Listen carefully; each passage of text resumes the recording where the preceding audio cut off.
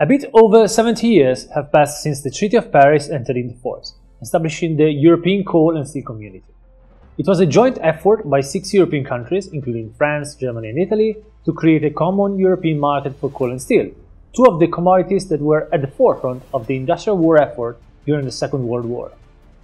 That first step was heralded by Jean Monnet, Robert Schuman, Adenauer, Alcide de Gasperi, the founding fathers of the European project, which was coal, the second most important power source at the time, to forge the basis to what would have become the European Economic Community in 1958, and then the European Union in 1992. Already in 1952, oil had become the most important fossil fuel to produce energy worldwide. King coal had been displaced in the interwar period. Natural gas, however, was in its infancy, with just 7% of energy derived from it. Today the situation is very different. Natural gas, albeit still third as a fossil fuel source, has surged to 23% of the world energy mix. Among others, there is a reason for why that's the case.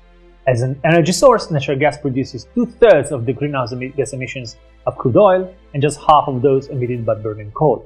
It is literally a transition fuel. As the importance of natural gas in the global economy increased over time, so too has the power of those who export it. Before the Kremlin decided to invade Ukraine, Russia had a 45% market share vis-à-vis the European markets. It was therefore easy for the country to use the gas threat to retaliate against European governments that were imposing sanctions on the country. This leads us to this day. As Russia's flow of natural gas to Europe has decreased by 85%, and EU countries scrambled to find alternatives to the tight global market, the energy crisis is here upon us. And so, if coal was crucial in doing Europe, gas risks being its undoing. Coordination among countries to show mutual solidarity in case of gas shortages seems to be in short shrift. Joint purchases of gas, which would help the EU as a whole to act as a single buyer and therefore bring down prices, have been agreed only for a very small share of the total.